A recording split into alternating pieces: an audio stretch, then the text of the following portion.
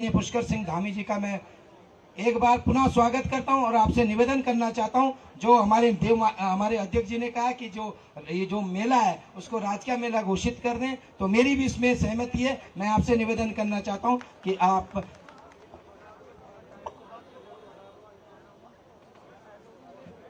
चलिए एक बार मेरे साथ जोर से बोलिए, बोलिए बाबा बौखनाथ की, बाबा बौखनाथ की।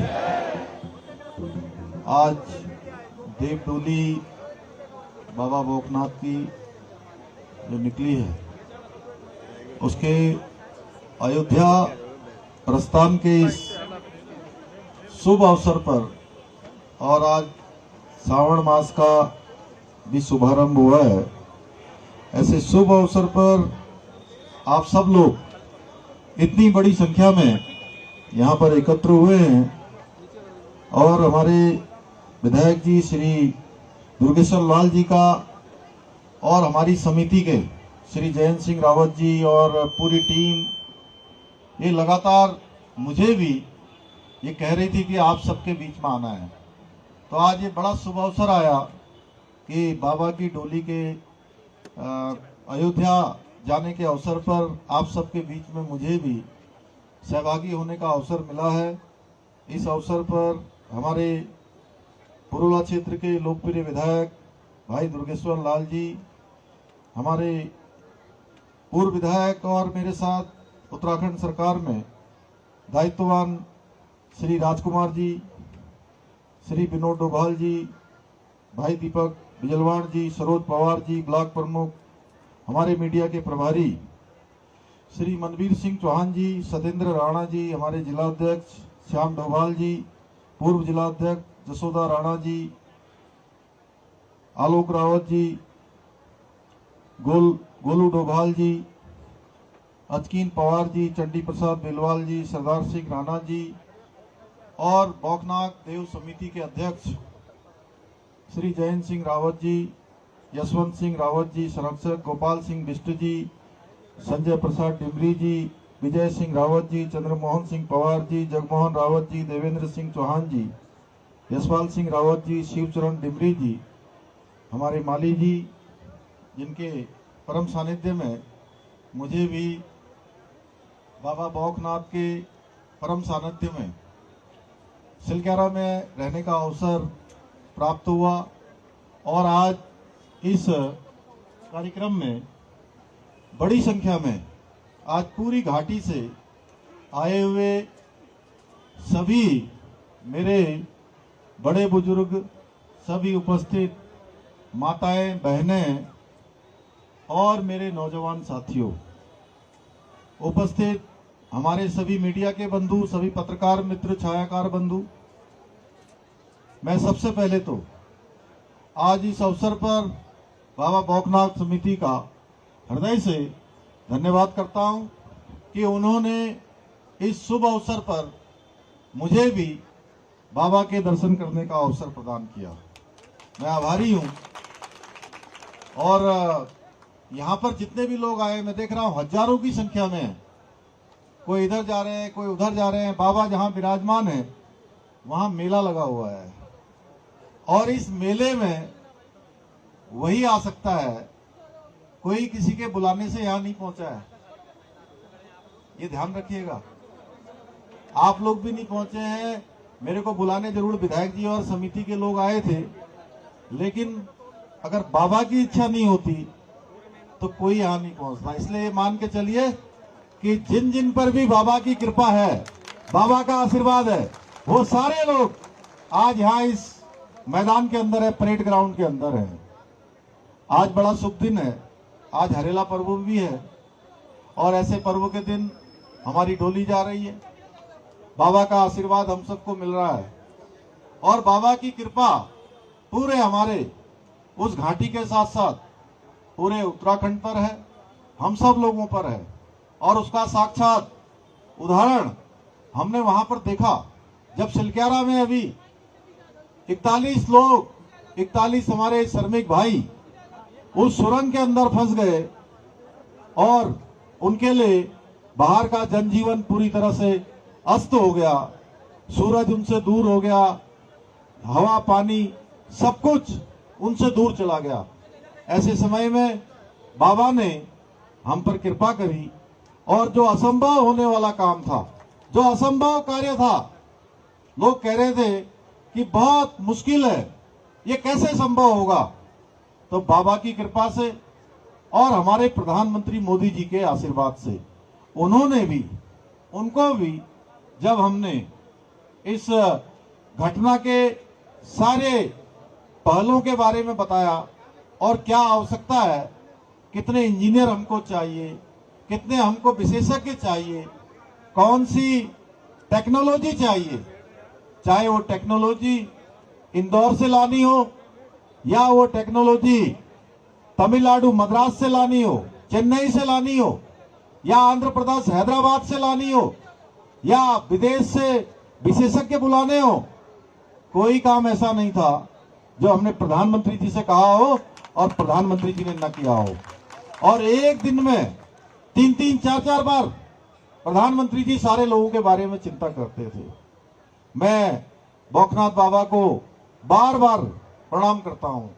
मेरा कोई दिन ऐसा नहीं होता है प्रातः काल का जब मैं अपने दिन की शुरुआत करता हूं तो मैं बाबा को प्रणाम करता हूं और फिर मैं दिन की शुरुआत करता हूं, क्योंकि मैं आपको सच बताऊं, जब सिलगेरा टनल की ये घटना हुई, सिलगेरा टनल की घटे समय में कितने दिन ऐसा लगता था, 2 दिन 3 दिन बाद लगने लगा कि ये सब बाहर आ जाएंगे।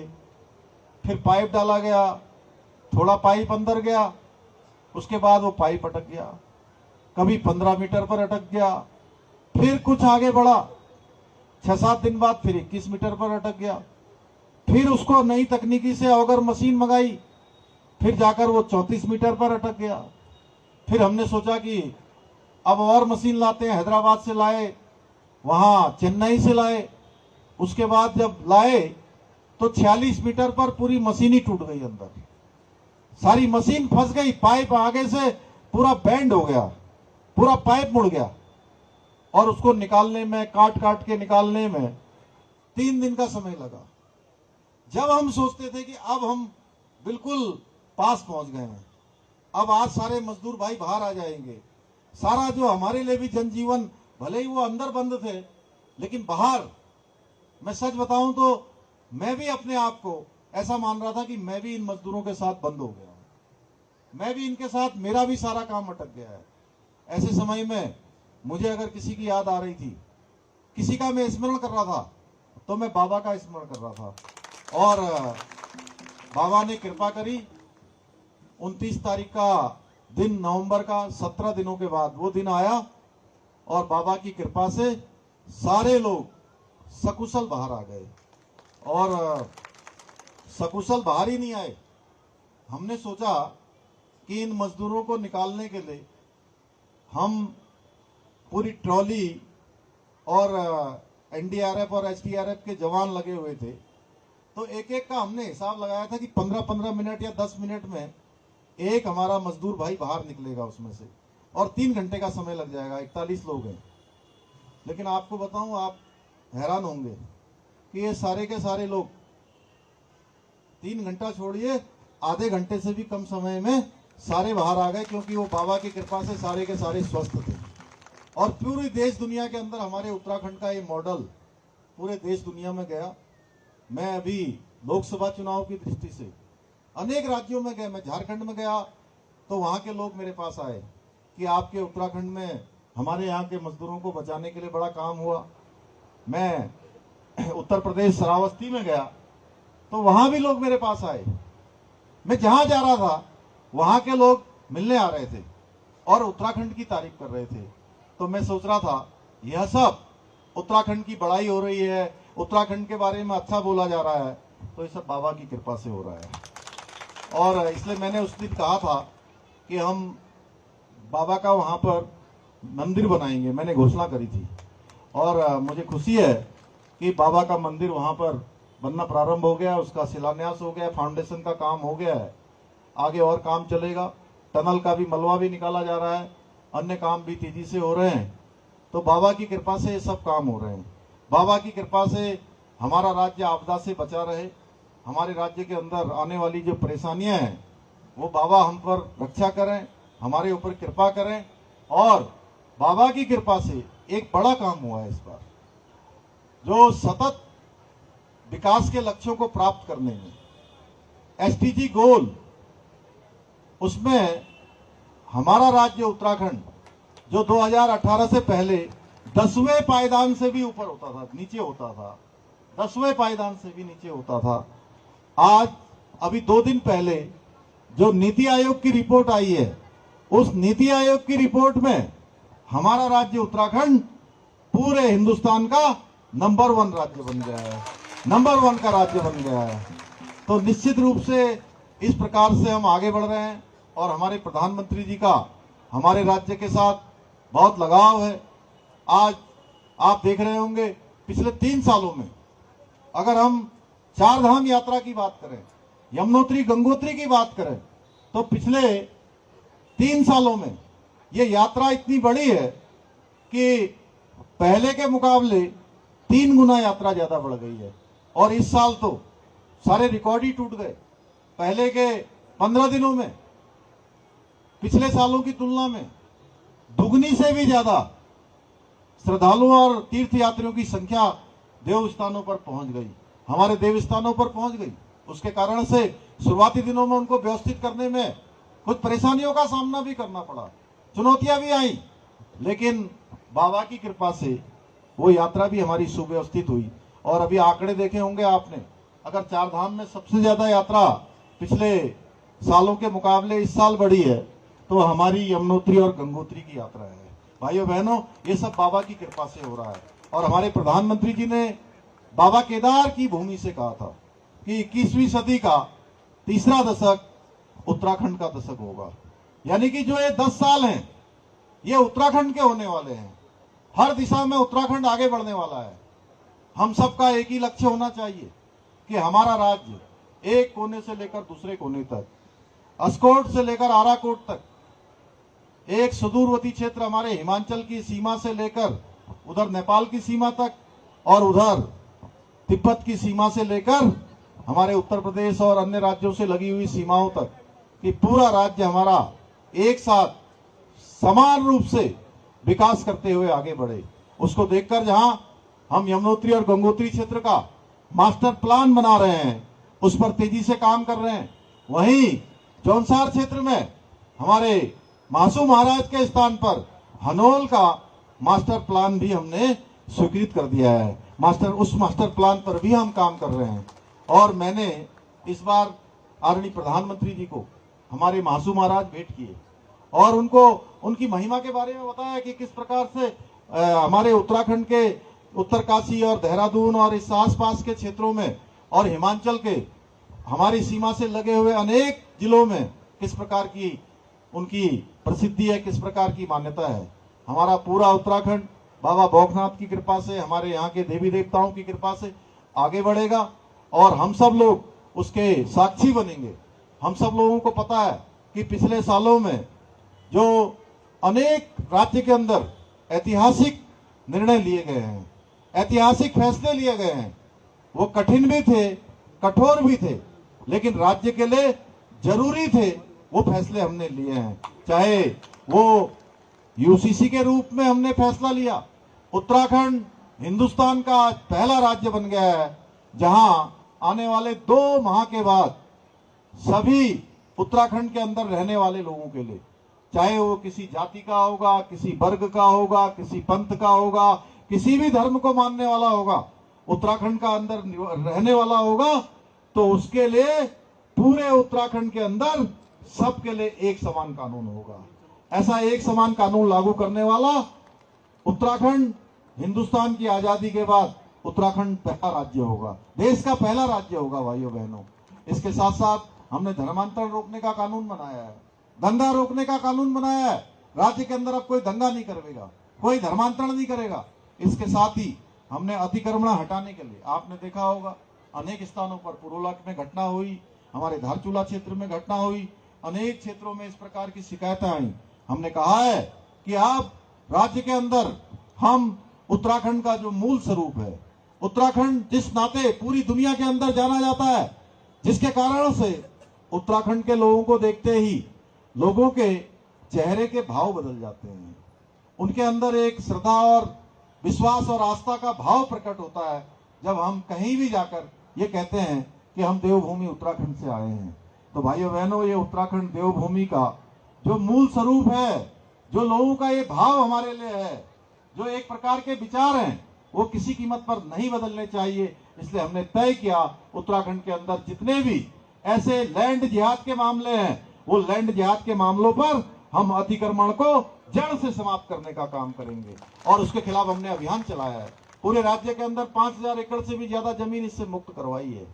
ऐसे अनेक काम और किए। नकल को रोकने के लिए नकल का अध्यादेश लगाया है। और मुझे आप सबको बताते हुए खुशी है कि पिछले 3 सालों में बिना नकल के पारदर्शिता के साथ 15,000 से भी ज्यादा लोगों को हमने नौकरी दी है। और वो नौकरी कोई नकल वाली नहीं है, कोई पर्चा पेपर लीक वाली नहीं है। जो ईमानदार बेटे बेटियां हैं उनको ही चयन का अवसर मिला है। और बहुत सारे माता पिता ऐसे मिले मुझे जिन्होंने कहा कि हमारा बेटा और बेटी कई सालों से परीक्षा दे रहे थे, कई सालों से फॉर्म भरते थे, लेकिन उनका नंबर नहीं आता था। ये आपका कानून लागू होने के बाद मेरे बेटी का और मेरे बेटे का नंबर आया। और बहुत सारे लोग तो ऐसे हैं जिनका एक परीक्षा में भी आया, चयन हो गया, दूसरी नौकरी भी लग गई, तीसरी भी लग गई, चौथी भी लग गई, और कुछ एक लोगों की तो 5-5 जगह पर नौकरी लग गई। उनके सामने ही कंफ्यूजन पैदा हो गया कि अब वो कौन सी नौकरी में जाएं। भाइयों बहनों, ये सब बाबा भौकनाथ की कृपा से और आप सबके आशीर्वाद से संभव हुआ है। मैं एक बार फिर से, आपने मुझे कहा है बहुत सारा, और ये पंपिंग योजना के बारे में विधायक जी कह रहे थे, मैं भी बड़ा चिंतित हूं कि ये पंपिंग योजना जल्दी बननी चाहिए, लेकिन मैं बाबा जी को समर्पित करता हूं कि जल्दी से जल्दी बाबा जी इसका समाधान करवाएंगे। और साथ में जो आपने कहा कि बाबा के नाम से मेला लगना चाहिए, मैं घोषणा करता हूं कि मैं बाबा का परम भक्त हूं। बाबा के मेले के लिए जो राजकीय मेला किए जाने की औपचारिकताएं हैं वो पूरी की जाएंगी। एक बार फिर से आप सबको फिर से मैं बहुत शुभकामनाएं देते हुए, आप सबको बधाई देते हुए, ये जो हमारी डोली जा रही है, यात्रा जा रही है, वो सकुशल संपन्न हो, आपकी सरलता से यात्रा हो, सुरक्षित यात्रा हो। भगवान आप सब पर कृपा करें। आप सबका बहुत बहुत धन्यवाद। धन्यवाद माननीय मुख्यमंत्री जी। कृपया मैं आपसे निवेदन करता हूं कि 2 मिनट का समय और दें। और अब मैं एक निवेदन करना चाहता हूं कि जितने भी हमारे जो श्रद्धालु है कृपया शांति बनाए रखें, अबड़ तबड़ न करें। जो झुमरू बैंड वाले हैं आप इधर आ जाए, क्योंकि हमारे जो माननीय मुख्यमंत्री जी है थोड़ी देर के लिए जो है भगवान भोगनाथ महाराज के साथ एक नृत्य भी करेंगे। और मैं सबसे निवेदन करना चाहता हूं कि आप इधर आ जाएं और सभी लोग, मेरे प्रशासन, पुलिस प्रशासन थोड़ी व्यवस्था बनाए रखे। और बाजे वाले थोड़ी इधर आ जाएं। और हमारे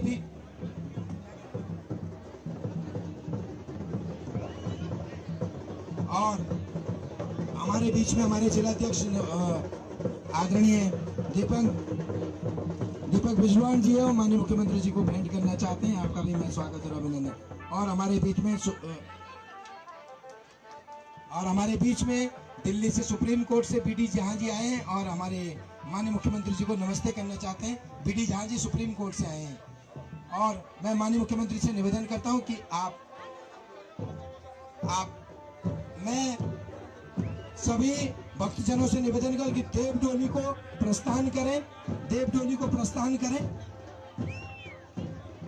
आप अभी नहीं, उधर प्लीज, हाँ 1 मिनट रुक जाए। तांडी में आप सभी बहनें आगे जाइएगा, झुमरू बैंड के साथ आप इधर पहुंचे। मेरी बहनों से निवेदन है इधर आगे पहुंचे और देव डोली को आगे ले चले और माली जी को कंधों पे उठाने की कष्ट करें। कृपया माली जी को, मैं नौजवान साथियों से निवेदन करता हूं कि आप आइए, माली जी को कंधों पे ले उठवाओ ना।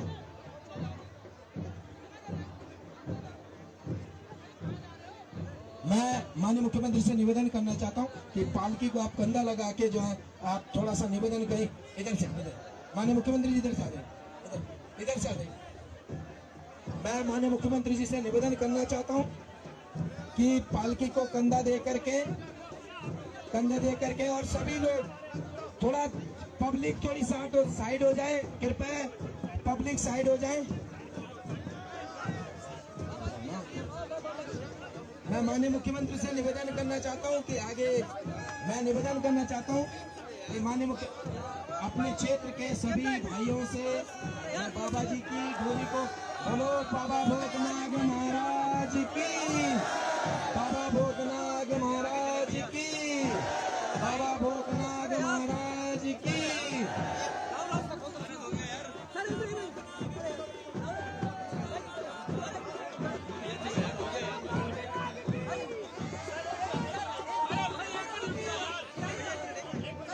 बोलो एक बार जो बाबा भूतनाथ महाराज की, बाबा भूतनाथ महाराज की। और ये हमारा सौभाग्य है कि हमारे प्रदेश के यशस्वी मुख्यमंत्री हमारे आराध्य देव भूतनाथ महाराज को अपने कंधों पे उठा करके अयोध्या के लिए प्रस्थान करवा रहे हैं और ये हमारा सौभाग्य है थोड़ा। और इसी के साथ मैं भगवान से प्रार्थना करता हूँ माननीय मुख्यमंत्री जी का स्वस्थ जीवन और निरोगी रहे। और मैं निवेदन करना चाहता हूँ थोड़ी देर के लिए